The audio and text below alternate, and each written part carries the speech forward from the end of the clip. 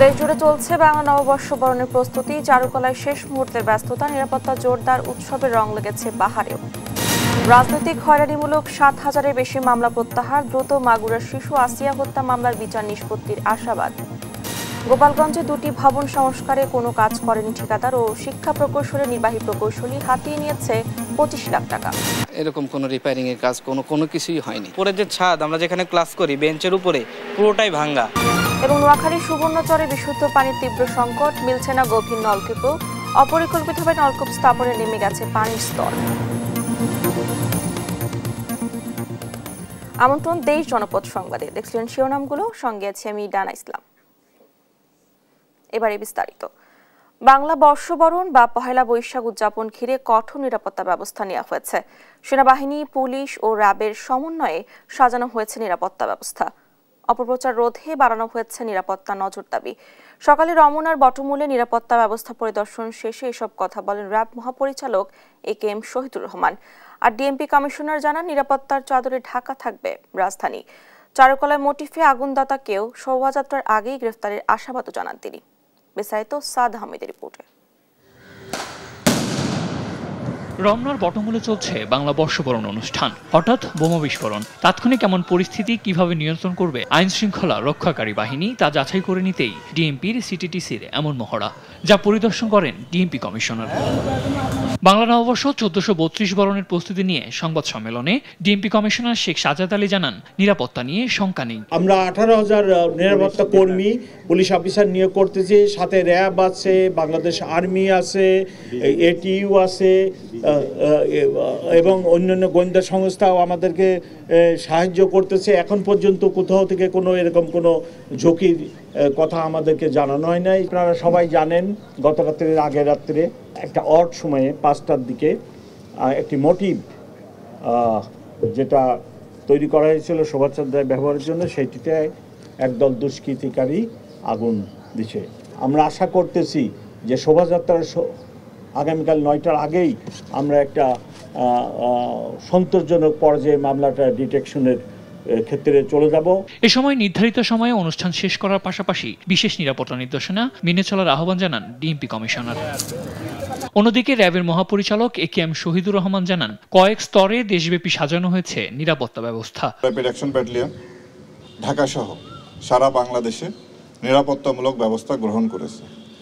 আমাদের motorcycle petrol, গাড়ি petrol, checkpost, observation tower এবং আমাদের গোয়েন্দা নজরদারি অব্যাহত আছে।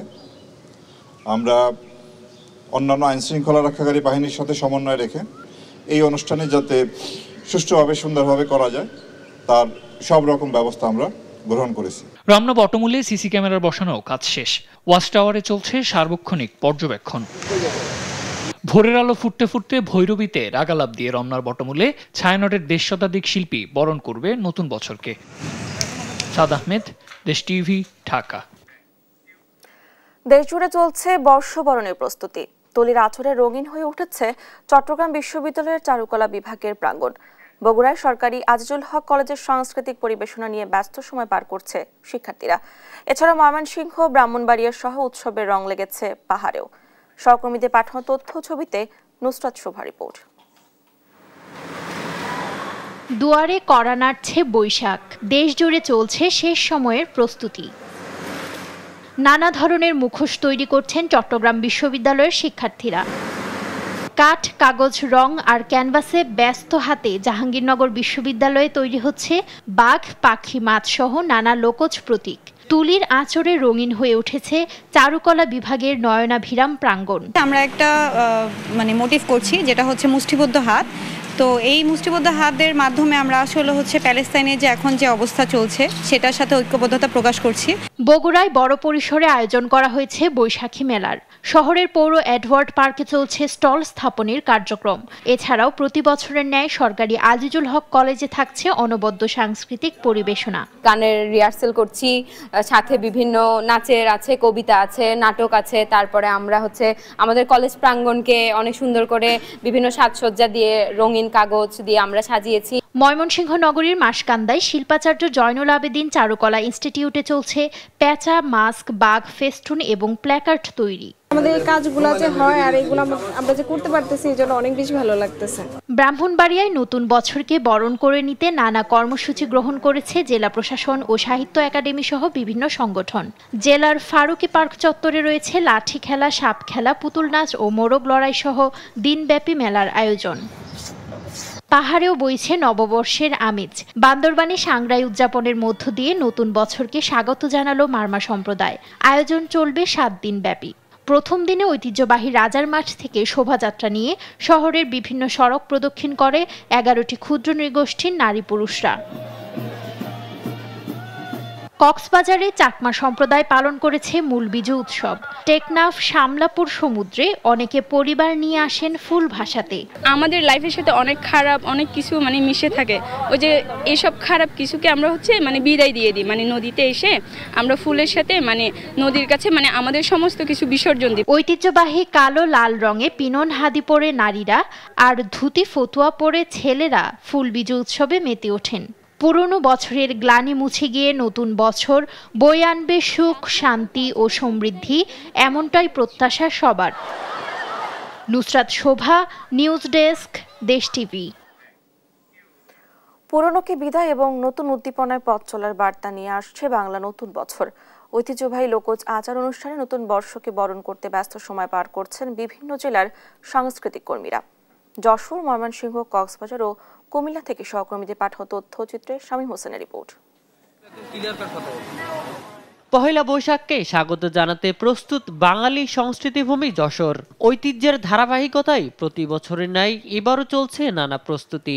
বিশেষ করে উৎসবের প্রস্তুতিতে উদীচী, বিবর্তন সহ বিভিন্ন সাংস্কৃতিক সংগঠনে চলছে নাচ, গান, নাটক ও গীতিনাট্যের মহড়া। সেই সঙ্গে চলছে শোভাযাত্রার জন্য পুতুল, পাখি, মুখোশ, পাপেট, ফেস্টুন তৈরির কাজ। এবারের পয়লা বৈশাখের আয়োজনে বড়দের নাটক, ছোটদের নাটক, বড়দের কবিতা আবৃত্তি এবং ছোটদের কবিতা আবৃত্তি থাকছে। আমাদের শিশুদের পরিবেশনা সব ক্ষেত্রে একটা ব্যাপক প্রস্তুতি চলছে, পাশাপাশি সাজসজ্জার কাজ, সবকিছু মিলে ব্যস্ত সময় পার করছে যশোরের সাংস্কৃতিক অঙ্গন।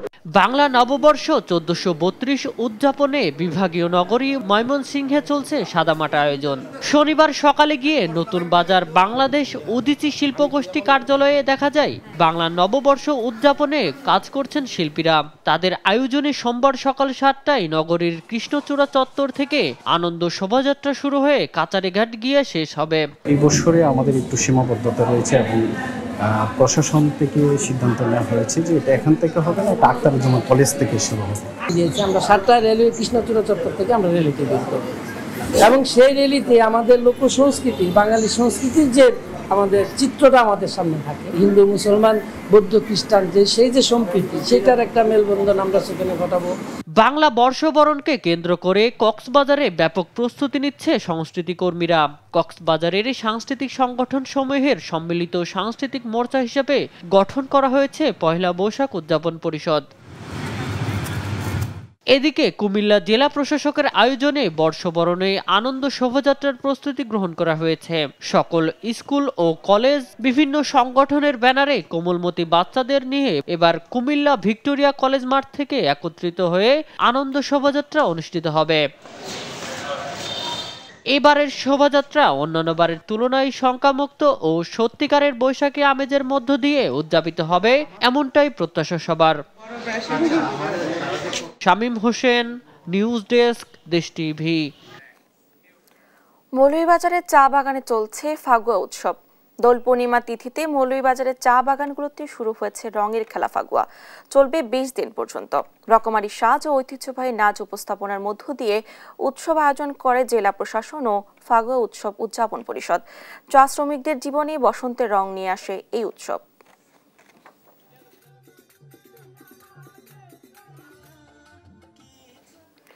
পটুয়াখালীতে পহেলা বৈশাখকে কেন্দ্র করে ইলিশের দাম বেড়েছে।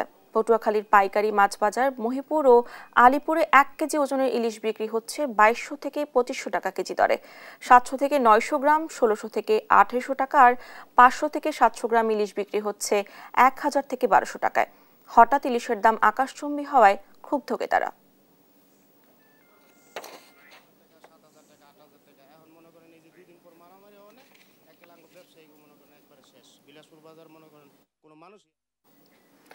পাহাড়ে শুরু হওয়া বৈশাখী উপলক্ষে প্রথমবারের মতো আনসার মহাপরিচালকের পক্ষ থেকে বান্দরবানে কর্মরত হিল সদস্যদের মাঝে উপহার সামগ্রী বিতরণ করা হয়েছে।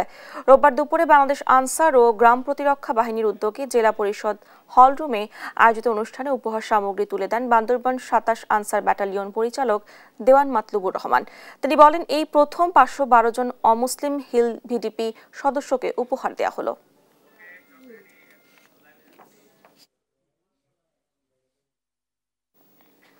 টাঙ্গাইলে ভূঁইয়াপুরে প্রত্যন্ত অঞ্চলে চৈত্র সংক্রান্তি ও বর্ষবরণ উপলক্ষে বিভিন্ন কারুপণ্যের স্টল ও মেলার আয়োজন করেছে ইসমাইল খাঁ কারিগরি কলেজ। এ নিয়ে আলোচনাতে যুক্ত হচ্ছেন সহকর্মী অভিজিৎ ঘোষ। অভিজিৎ, দর্শনার্থীদের ভিড় কেমন দেখছেন? জি ডানা, আপনি জানেন যে এই অর্জুনা এটি টাঙ্গাইলের ভূঁইয়াপুর উপজেলার অর্জুনা একদম নদীর পাড়েই এই গ্রামটি অবস্থিত এবং এই প্রত্যন্ত অঞ্চলে কিন্তু এই বর্ষবরণ এবং যে পহেলা বৈশাখ সেটির প্রস্তুতি শুরু হয়েছে। আমার পিছনে দেখতে পাচ্ছেন যে বর্ষবরণের যে রং, বিভিন্ন রঙের তুলি দিয়ে তারা সাজানোর চেষ্টা করছে। এই কলেজ মাঠটিতে এখনো তেমন জমিট নেই, তবে এই যেহেতু বিকেলবেলা লোকজন যারা দর্শনার্থী আছেন তারা আসছেন একে একে এবং তারা এই মাঠে যে স্টলগুলো সাজানো রয়েছে সেই স্টলগুলোতে যারা স্টলে নিয়েছেন তারাও এখানে এসেছেন এবং দেখতে পাচ্ছেন যে বিভিন্ন হরেক রকমের তারা সাজে সজ্জিত হয়ে এই গ্রামের যে মেয়েরা তারা কিন্তু এই স্টলটিতে এসেছেন তাদের বিভিন্ন যে গ্রামীণ শিল্প যেগুলো রয়েছে সেই শিল্প নিয়ে। এবং এই যে গ্রামের ভিতরে একটি অন্যরকম বর্ষবরণ এবং যে পয়লা বৈশাখের আমেজ ইতিমধ্যে কিন্তু শুরু হয়েছে এবং এই প্রত্যন্ত অঞ্চলে এই আয়োজনটিকে ঘিরে এই এলাকার মানুষের মধ্যে এক ধরনের আনন্দ যেমন বিরাজ করছে। তারা অতি উৎসাহিত এবং বলছেন যে এই প্রত্যন্ত অঞ্চলে এমন আয়োজনে অনুষ্ঠানে যারা আয়োজক রয়েছে, এই কলেজটির যিনি অধ্যক্ষ রয়েছে আব্দুল সাত্তার, ওনাকে ধন্যবাদ জানিয়েছেন। আমরা এখানকার কথা বলবো যে এই মেলাতে তোমরা কি কি এনেছো, কি কি মাটির গহনা, তাবিজ, পাঞ্জা, চুম, বিভিন্ন মাটির জিনিসপত্র। আচ্ছা বলো তো, তোমার কাছে কেমন লাগছে এই পয়লা বৈশাখ? আমার কাছে অনেক ভালো লাগছে। আমাদের নতুন বছরের পহেলা বৈশাখ আমাদের সবাই আনন্দ নিয়ে আসে। ও যেমনটি বলছিল, ওরা এই মেলাতে আয়োজন হওয়াতে তারা যেমন খুশি হয়েছে, পাশাপাশি ওই অনুষ্ঠানের যিনি উদ্যোক্তা রয়েছেন আমরা তার সাথে কথা বলবো। হাজী ইসমাইল খাঁ কলেজের যিনি অধ্যক্ষ রয়েছেন সেই অধ্যক্ষ আব্দুল সাত্তার একটু বলবেন যে এই আয়োজনকে কি ধরনের প্রস্তুতি নেওয়া হয়েছে, কয়দিন ব্যাপী এই অনুষ্ঠান চলবে?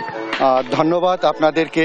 আমাদের এই প্রত্যন্ত গ্রামে এসে আমাদের এই মেলার খবরটা আপনারা প্রচার করছেন, সেই জন্য আমরা এটা 2 দিন ব্যাপী করছি। চৈত্র সংক্রান্তি আজকে সন্ধ্যা থেকে আমাদের অনুষ্ঠান শুরু হবে, রাত্রে বাউল গান হবে এবং আমাদের যে গঙ্গাপুরিং একাডেমি আছে এই গ্রামের একটি সাংস্কৃতিক সংগঠন তারা নৃত্য পরিবেশন করবে। আর আগামীকাল সারাদিন থাকবে গ্রামীণ খেলাধুলা। রাত্রে আমাদের উপজেলার একটি সাংস্কৃতিক সংগঠন তারা নাটক পরিবেশন করবে, সাংস্কৃতিক অনুষ্ঠান পরিবেশন করবে। আর এর সাথে এই অত্র এলাকার যত মানুষজন আছে আগামীকাল তারা বৈশাখের আনন্দে মেতে উঠবে।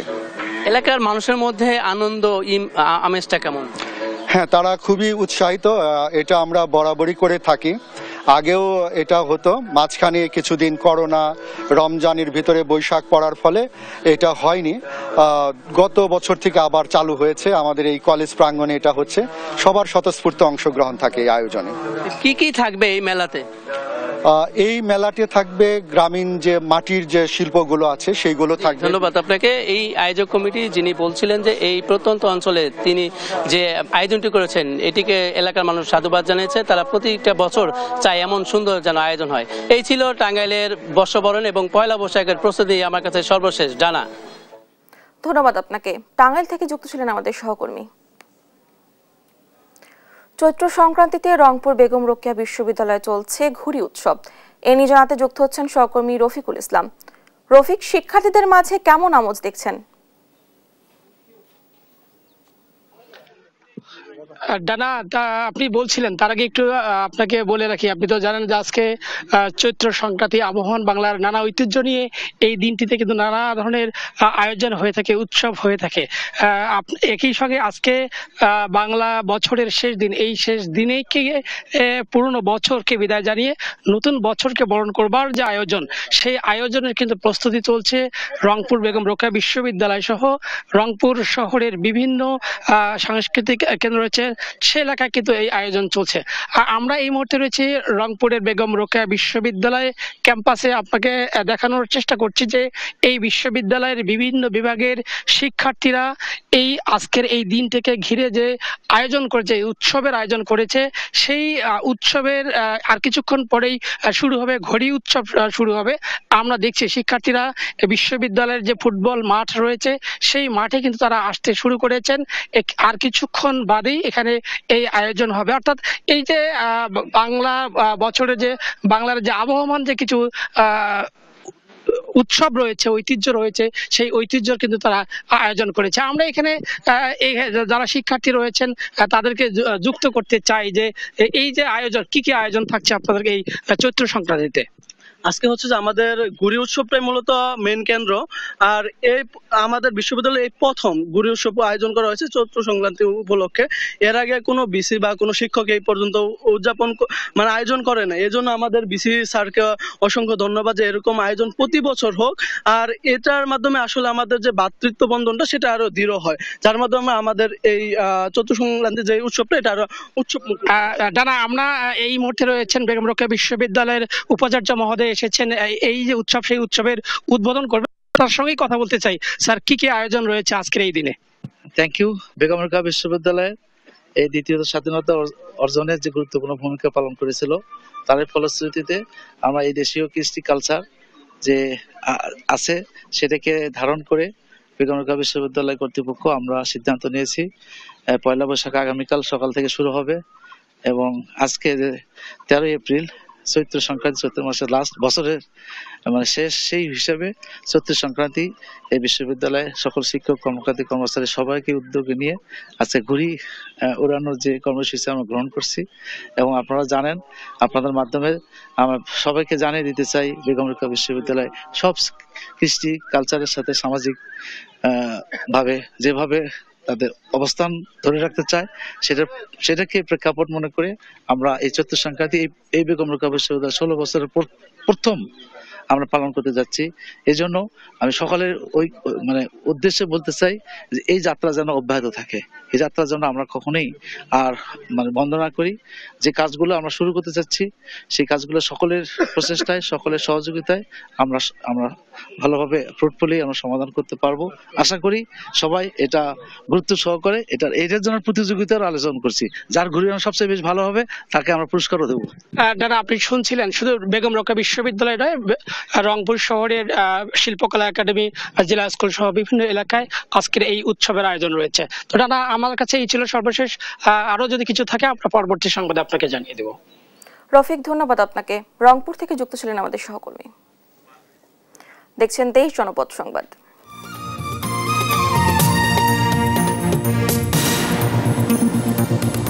খুলনা প্রকৌশল ও প্রযুক্তি বিশ্ববিদ্যালয়ের শিক্ষার্থী প্রবেশ ঘিরে উত্তেজনা বিরাজ করছে। এ নিয়ে জানাতে সরাসরি যোগ দিচ্ছেন সহকর্মী নূর ইসলাম রকি। রকি, বর্তমানে কি পরিস্থিতি বিরাজ করছে, শিক্ষার্থীরা কি বলছেন?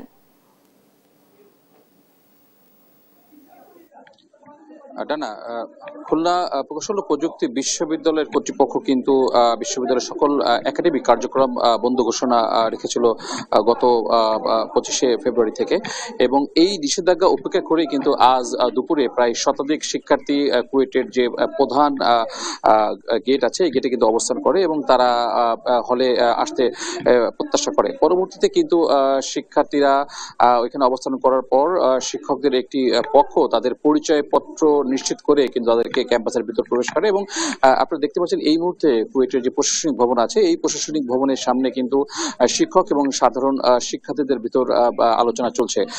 শিক্ষার্থীরা আমাদেরকে যেটা জানিয়েছে যে তারা দীর্ঘদিন ধরে কিন্তু আসলে ক্যাম্পাসের বাইরে রয়েছে। গত 18 ফেব্রুয়ারি যে অপ্রীতিকর ঘটনা আসলে কুয়েটে হয়েছিল রাজনীতিকে কেন্দ্র করে, এই ঘটনার পর কিন্তু 25 ফেব্রুয়ারি থেকে কুয়েট কর্তৃপক্ষ ক্যাম্পাস বন্ধ করে দিয়েছে এবং হলও বন্ধ আছে, যার কারণে কিন্তু শিক্ষার্থীদের পড়াশোনায় আসলে ক্ষতি হচ্ছে, যার কারণে তারা কিন্তু হলে আসতে পুনরায় চেষ্টা করেছে। তবে শিক্ষকদের একটি পক্ষ আমাদেরকে যেটা জানিয়েছে যে সিন্ডিকেট মিটিং এর মাধ্যমে কিন্তু সকল সিদ্ধান্ত বিশ্ববিদ্যালয়ে নেওয়া হয়েছে, যার ফলে ক্যাম্পাসের একাডেমিক কার্যক্রম এবং হল পুনরায় খুলে দেওয়ার বিষয়টাও কিন্তু সিন্ডিকেট সবার অনুমোদন লাগবে। আরেকটু বিষয় বলে রাখি যে গত 18 ফেব্রুয়ারি কিন্তু কুয়েটের ছাত্র রাজনীতিকে কেন্দ্র করে কুয়েটের শিক্ষার্থীদের সাথে সাধারণ শিক্ষার্থীদের বহিরাগতদের কিন্তু দফায় দফায় কিন্তু সংঘর্ষ হয় এবং প্রায় শতাধিক ছাত্র শিক্ষক বিশ্ববিদ্যালয়ের উপাচার্য সহ অনেকেই আহত হয়। এবং এই ঘটনায় কিন্তু কুয়েট কর্তৃপক্ষ কিন্তু নগরীর খানজানি থানায় একটি মামলা করেছে এবং মামলায় কিন্তু স্থানীয় কয়েকজন রাজনৈতিক ব্যক্তিকে উদ্দেশ্য করেই আসলে মামলাটা করা হয়েছে। এবং সর্বশেষ যেটা জানতে পেরেছি যে গত সপ্তাহে কিন্তু শেষ দিকে কুয়েটের পার্শ্ববর্তী একজন স্থানীয় বাসিন্দা কিন্তু কুয়েটের প্রায় 22 জন শিক্ষার্থীদের বিরুদ্ধে কিন্তু মামলা করেছে। তো এটা ছিল কুয়েট থেকে আমার কাছে সর্বশেষ সংবাদ। জানা। রকি, ধন্যবাদ আপনাকে। খুলনা থেকে যুক্ত ছিলেন আমাদের সহকর্মী। গাজীপুরের শালনয়ম ঢাকাগামী চিলাহাটি এক্সপ্রেস ট্রেনের বগি লাইনচ্যুত হওয়ায় ঢাকার সঙ্গে উত্তরাঞ্চলের ট্রেন চলাচল বন্ধ রয়েছে। জয়দেবপুর রেলওয়ে ফাঁড়ি ইনচার্জ মোহাম্মদ নাদিরুজ্জামান জানান, রোববার আনুমানিক দুপুর 2:30টার দিকে ঢাকা টাঙ্গাইল রেল সড়কের শালনা এলাকায় ঢাকাগামী চিলাহাটি এক্সপ্রেস ট্রেনের একটি বগি 4টি চাকা লাইনচ্যুত হয়েছে। এতে উত্তরাঞ্চলের সঙ্গে ট্রেন চলাচল বন্ধ রয়েছে। ঢাকা থেকে উদ্ধারকারী ট্রেন এসে বগি উদ্ধারের পর ট্রেন চলাচল স্বাভাবিক হবে বলেও জানান তিনি।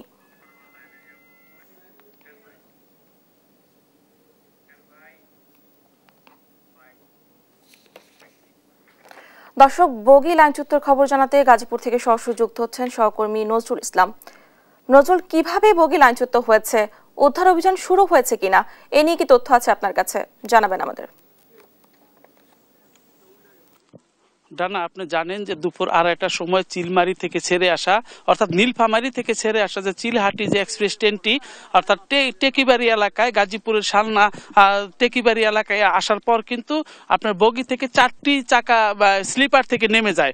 এর ফলে কিন্তু আপনার উত্তরবঙ্গ থেকে ঢাকার যে ট্রেন যোগাযোগ যে সার্ভিসটা সেটি কিন্তু এখন পর্যন্ত বন্ধ রয়েছে। তবে আমরা যেটা জানতে পেরেছি আপনার উদ্ধারকারী যে ট্রেনটি সেটি কিন্তু আসার পথে এবং আসলেই কিন্তু উদ্ধার কাজটি শুরু হবে। আপনি জানেন যে এখান থেকে 4টি বগি রেখে কিন্তু সম্পূর্ণ যে ট্রেনটি আছে সম্পূর্ণ ট্রেনটি কিন্তু ঢাকার উদ্দেশ্যে ছেড়ে গেছে। তো এই ব্যাপারে কিন্তু উদ্ধার কাজ চলছে। আপনি জানেন যে স্লিপার থেকে অর্থাৎ 4টি চাকা কিন্তু স্লিপার থেকে নেমে গেছে, নেমে যাওয়ার ফলে কিন্তু দুর্ঘটনা ঘটছে। এখানে কিন্তু হতাহতের কোনো ঘটনা ঘটেনি। আপনি দেখতে পাচ্ছেন যে 1 কিলোমিটার পর্যন্ত কিন্তু স্লিপার বেঁকে গেছে, অর্থাৎ চাকা কিন্তু সম্পূর্ণ স্লিপারগুলো উঠে লাইন কিন্তু বাঁকা হয়ে রয়েছে এবং সম্পূর্ণ লাইনটাই কিন্তু এই অবস্থা। তো আপনি জানেন যে 2:30টার সময় এই দুর্ঘটনা ঘটেছে এবং এখন পর্যন্ত কিন্তু উত্তরবঙ্গের সঙ্গে ঢাকার যে যোগাযোগ ব্যবস্থা সেটা কিন্তু সম্পূর্ণ বন্ধ রয়েছে। যদি আমি এই ব্যাপারে কথা বলতে চাই তো এখানে উপস্থিত যে পুলিশের কর্মকর্তা রয়েছেন নাদির ভাই, ওনার কাছে জানতে চাইবো যে সর্বশেষ কি অবস্থা আপনাদের এখানে, এখন কি অবস্থা চলতেছে? পরিস্থিতি এখন স্বাভাবিক আছে। উদ্ধার কর্মীরা কিছু এসেছে এবং অলরেডি কার্যক্রম শুরু করেছেন। আর আমরা জানতে পেরেছি রিলিফ ট্রেন সংবাদ প্রাপ্তির সাথে সাথেই রওনা দিয়েছেন, হয়তো বা কাছাকাছি চলে আসছেন। তাদের সাথে আমাদের সরাসরি যোগাযোগ ব্যবস্থা না থাকার কারণে আমি এই মুহূর্তে আপনাকে লোকেশন বলতে পারছি না, তবে অল্প সময়ের মধ্যে চলে আসবেন। আর স্বাভাবিক হতে আসলে কতটুকু সময় লাগবে আমরা পুলিশ বলতে পারবো না। যতক্ষণ সময় লাগবে ততক্ষণ আমরা এখানে থাকবো এবং এই ট্রেনের উদ্ধার কর্মীদেরকে সহায়তা করার জন্য, নিরাপত্তা প্রদানের জন্য আমরা এখানে উপস্থিত থাকবো। এই যারা কাজ করবেন তারা হয়তো বলতে পারবেন কতক্ষণ। শুনলেন যে আপনি যে উদ্ধার এখানে কিন্তু তারা নিরাপত্তা দেওয়ার জন্য পুলিশের পক্ষ থেকে কিন্তু একটি নিরাপত্তা বলয় তৈরি করা হয়েছে। আপনি জানেন যে বাকি ট্রেনগুলো কিন্তু এখান থেকে ছেড়ে আলাদাভাবে নেওয়া হয়েছে, নিরাপদ জায়গায় রাখা হয়েছে। বাকিগুলো কিন্তু উদ্ধার করার জন্য ইতিমধ্যেই রওনা দিয়েছেন। ঢাকা কমলাপুর স্টেশন থেকে কিন্তু উদ্ধারকারী যে ট্রেনটি রয়েছে সেই ট্রেনটি কিন্তু আসতেছে। পথিমধ্যে আসার পরেই বোঝা যাবে কি পরিমাণ সময় লাগবে এবং ট্রেন স্বাভাবিক হতে। তবে হতাহতের কোনো ঘটনা কিন্তু এখানে ঘটেনি। এটাই ছিল আমার কাছে ট্রেন নিয়ে সর্বশেষ। নজরুল, ধন্যবাদ আপনাকে। গাজীপুর থেকে যুক্ত ছিলেন আমাদের সহকর্মী। বর্তমানে চলমান দ্বৈত বিচার ব্যবস্থার জন্য সুপ্রিম কোর্টের আলাদা সচিবালয় স্থাপন জরুরি মনে করছেন প্রধান বিচারপতি ডক্টর সৈয়দ রেফাত আহমেদ। দুপুরে খুলনা আদালত প্রাঙ্গণে আগত বিচার প্রার্থীদের জন্য নির্মিত বিশ্রামাগার নায়কুঞ্জ উদ্বোধনকালে এ কথা বলেন তিনি। দায়িত্ব নেওয়ার পর তার 12 দফার নির্দেশনা অনুযায়ী বহু কার্যক্রম সুপ্রিম কোর্ট ও জেলা পর্যায়ে গৃহীত হয়েছে বলে জানান প্রধান বিচারপতি। এ সময় সংস্কারকে স্থায়ীকরণ করতে বার, বেঞ্চ ও জাতিকে দায়িত্ব নেওয়ার আহ্বানও জানান তিনি। কার্যক্রম এগিয়ে নিতে ইউএনডিপি, ইউরোপিয়ান ইউনিয়ন, সুইডেন ও যুক্তরাজ্যের প্রতিনিধি দল নিয়ে বিভাগীয় শহর পরিদর্শন করছেন প্রধান বিচারপতি।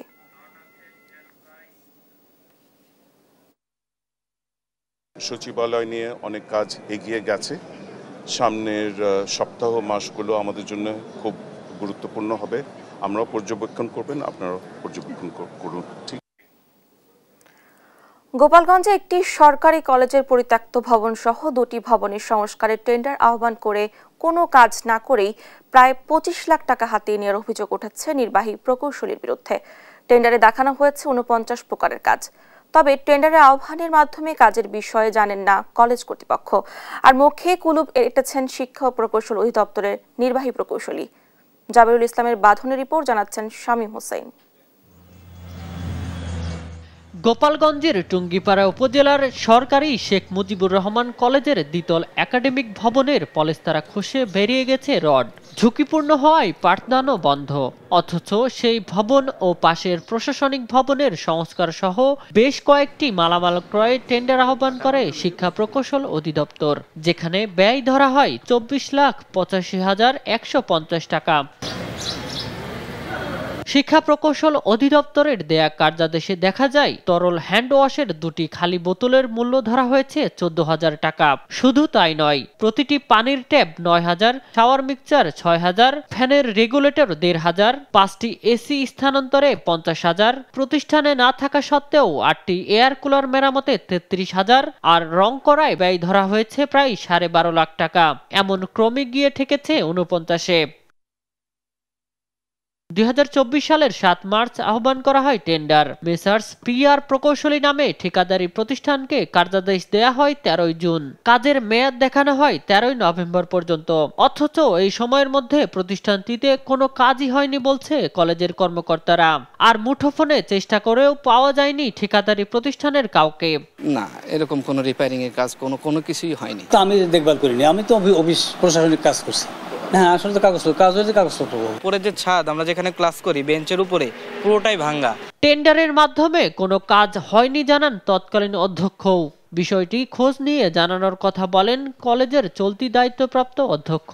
আর বিষয়টি ভিন্ন খাতে প্রবাহিত করে ক্যামেরায় কথা বলতে রাজি হননি নির্বাহী প্রকৌশলী।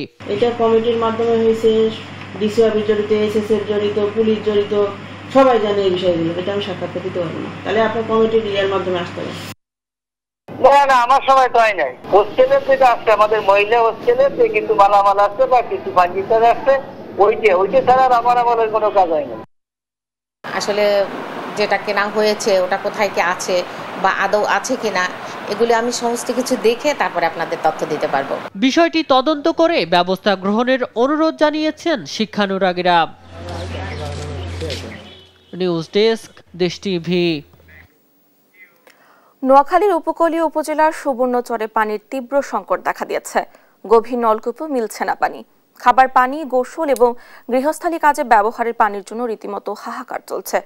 অপরিকল্পিতভাবে নলকূপ স্থাপন করে ভূগর্ভস্থ পানির যথেচ্ছ ব্যবহার এবং খাল বিল সহ ভূগর্ভ উপরিভাগের প্রাকৃতিক জলধারগুলোর বেহাল দশার কারণে এমন পরিস্থিতি সৃষ্টি হয়েছে বলে মত সংশ্লিষ্টদের। মাওলা সুজনের তথ্য ছবিতে এ নিয়ে আরো জানাচ্ছেন আব্দুল্লাল মারুফ। গত 2 মাস থেকে পানির অভাবে চরম দুর্বিষহ জীবন কাটাচ্ছেন নোয়াখালীর উপকূলীয় উপজেলা সুবর্ণচরবাসী। গ্রীষ্মের তাপপ্রবাহ বাড়ার সাথে পাল্লা দিয়ে পানির এই সংকট যেন আরো তীব্র হচ্ছে। দিনের পর দিন ভূগর্ভস্থ পানির অনিয়ন্ত্রিত ব্যবহারের কারণে গৃহস্থালী কাজে ব্যবহারের জন্য এখন নলকূপ চেপেও পাওয়া যাচ্ছে না পানি। পানি শূন্য হয়ে আছে আশেপাশের খাল, বিল, পুকুর, জলাশয়গুলোও। খাবার পানির জন্য দূর দূরান্তে ছুটতে হচ্ছে স্থানীয়দের। খাল, বিল, জলাশয় একবারে শুকিয়ে গেছে, এখন তো পানি নেই, কোথাও কোনো পানি নেই।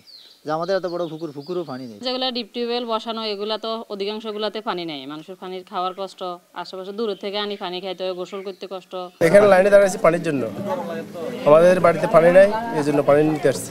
জনস্বাস্থ্য প্রকৌশল অধিদপ্তরের পক্ষ থেকে গাড়ি যুগে বিভিন্ন স্থানে খাবার পানি সরবরাহ করা হচ্ছে, তবে চাহিদার তুলনায় তা একেবারেই অপ্রতুল বলে জানিয়েছে অধিদপ্তরের কর্মীরা। প্রত্যেক পয়েন্টে গিয়ে প্রত্যেক ইউনিয়নে একদিন করে আমরা প্রতিদিন পানি সরবরাহ করতেছি। যেখানে যাচ্ছি সেখানে খুব চাহিদা, ওনারা কলসি বান্ডু নিয়ে মানে আমরা যাওয়াটা বাকি, লগে লগে ওনারা মানে খুব বেশি হাহাকার অবস্থা এটা দেখা যাচ্ছে। সুবর্ণচরে এভাবে পানি সংকট চলতে থাকলে পরিবেশ, প্রকৃতি ও জনজীবনে বড় ধরনের বিরূপ প্রভাব পড়তে পারে বলে আশঙ্কা প্রকাশ করেছেন উপকূলীয় পরিবেশ রক্ষা আন্দোলনের সাথে সংশ্লিষ্টরা। আমাদের বড় বড় 10-15টি খাল রয়েছে যেগুলা বিশাল প্রশস্ত এবং অনেক লম্বা। এই খালগুলোকে যদি আমরা পুনঃখনন করে এবং বৃষ্টির পানি সঞ্চয় করতে পারি তাহলে আমাদের শুষ্ক মৌসুমে সেচ সংকট দূর হবে। পানির সংকট মোকাবিলায় স্বল্প ও দীর্ঘমেয়াদী সমন্বিত পরিকল্পনা গ্রহণ করা হয়েছে বলে জানিয়েছে উপজেলা প্রশাসন। সুবর্ণচরে একটা প্রাকৃতিক জলাধার মেঘনা লেক, সেটি আমরা খননের জন্য ইতোমধ্যে যে পরিকল্পনা গ্রহণ করা হয়েছে সেটা আমরা এই কাজে অগ্রসর হচ্ছি। বাংলাদেশ কৃষি উন্নয়ন কর্পোরেশনের তথ্য অনুযায়ী সুবর্ণচরে কৃষি কাজে ব্যবহারের জন্য 245টি সেচ পাম্পের অনুমোদন দেওয়া হয়েছে। এছাড়া অনুমোদনহীন আরও অন্তত 3000 সেচ পাম্প বসিয়েছে কৃষকরা। এর ফলে ভূগর্ভস্থ পানির স্তর নিচে নেমে যাওয়ায় কোথাও মিলছে না পানি। নিউজ ডেস্ক, দেশ টিভি। দেখছেন দেশ জনপদ সংবাদ।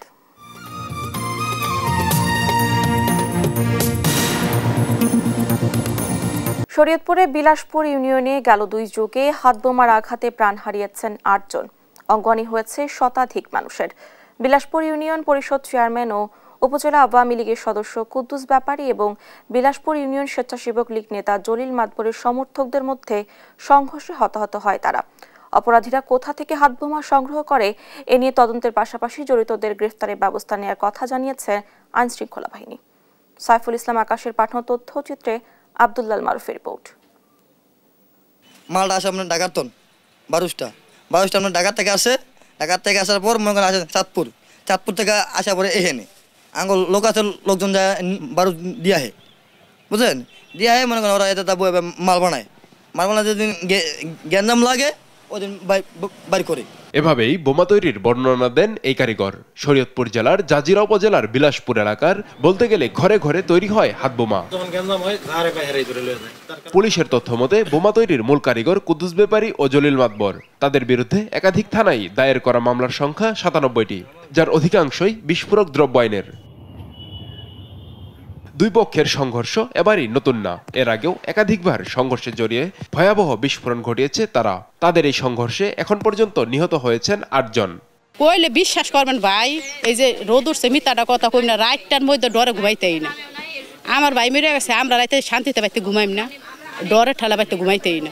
যে 2 দিন পর মারামারি হনে একলাঙ্গ ব্যবসায়ী মনে করেন একবারে শেষ। বিলাসপুর বাজার মনে করেন কোনো মানুষই আহে না। 2001 সাল থেকে বিলাসপুরের কুদ্দুস ব্যাপারী ও জলিল মাতবরের সমর্থকদের মধ্যে অন্তত 60 বার সংঘর্ষ হয়েছে। সংঘর্ষের সময় তারা হাতবোমা, ককটেলের বিস্ফোরণ ঘটায়। এ সময় হাতবোমার আঘাতে আহত হয়ে ছাত্র অনিক মাতবর, ইতালি প্রবাসী বারি মাতবর, কৃষক জব্বার মাতবর, ফারুক মাতবর, আবুল সর্দার, রাজ্জাক মাতবর, সৈকত সর্দার ও ব্যবসায়ী সজীব মুন্সির মৃত্যু হয়েছে। বোমের আঘাতে হাত, পা, কান ও চোখ হারিয়েছে শতাধিক মানুষ। সবশেষ 5 এপ্রিল সকালে ইউনিয়নের আহসানুল্লাহ মুন্সিকান্দি, দুর্বাডাঙ্গা ও বিলাসপুর এলাকায় হাতবোমা বিস্ফোরণ ঘটিয়ে সংঘর্ষে জড়ায় দুপক্ষের সমর্থকরা। এতে আহত হন অন্তত 16 জন। এ ঘটনায় 9 জনকে আটক করেন আইন শৃঙ্খলা বাহিনী। আমরা ইন্টেলিজেন্স কালেক্ট করতেছি, তথ্যপত্র সংগ্রহ করে তারা কোত্থেকে কিভাবে কারা সংগ্রহ করছে সে ব্যাপারে আমাদের কাজ অব্যাহত আছে। আমরা তাদেরকে চিহ্নিত করে অবশ্যই আমাদের তাদের আইনের আওতায় নিয়ে আসবো। শরীয়তপুর, ঢাকা সহ বিভিন্ন থানায় কুদ্দুস ব্যাপারীর বিরুদ্ধে 47টি ও জলিল মাতবরের বিরুদ্ধে 50টি বিস্ফোরক, মানব পাচার সহ বিভিন্ন মামলা রয়েছে বলে জানায় পুলিশ। এসব মামলায় গ্রেপ্তার হয়ে জেলা কারাগারে আছেন তারা। নিউজ ডেস্ক, দেশ টিভি। কুষ্টিয়া জেলা বিএনপির আহ্বায়ক কমিটির মেয়াদ উত্তীর্ণ ও বিতর্কিত দাবি করে তা বাতিলের দাবিতে সংবাদ সম্মেলন করেছে বিএনপির একাংশের নেতাকর্মীরা। শনিবার দুপুরে শহরের একটি রেস্টুরেন্টে সংবাদ সম্মেলনে কুষ্টিয়া সদর উপজেলা বিএনপির সাবেক আহ্বায়ক বশিরুল আলম চাঁদ, জেলা বিএনপির সাবেক যুগ্ম সাধারণ সম্পাদক কাজল মজুমদার, আব্দুল রাজ্জাক বাচ্চু, অ্যাডভোকেট শামীমুল হাসান অপু বক্তব্য রাখেন। এ সময় বক্তারা বলেন, আওয়ামী লীগ পুনর্বাসন নানা কারণে বর্তমান জেলা বিএনপির আহ্বায়ক কমিটির বিতর্কিত হয়ে পড়ার পাশাপাশি এই কমিটির মেয়াদ উত্তীর্ণ। তাই এই কমিটি বাতিল করে বিএনপির ত্যাগী নেতাকর্মীদের নিয়ে নতুন কমিটি দেওয়ার আহ্বান জানান তারা। বিএনপির কোনো দলীয় কর্মকাণ্ড কমিটিতে আছে বলে আমি মনে করি না।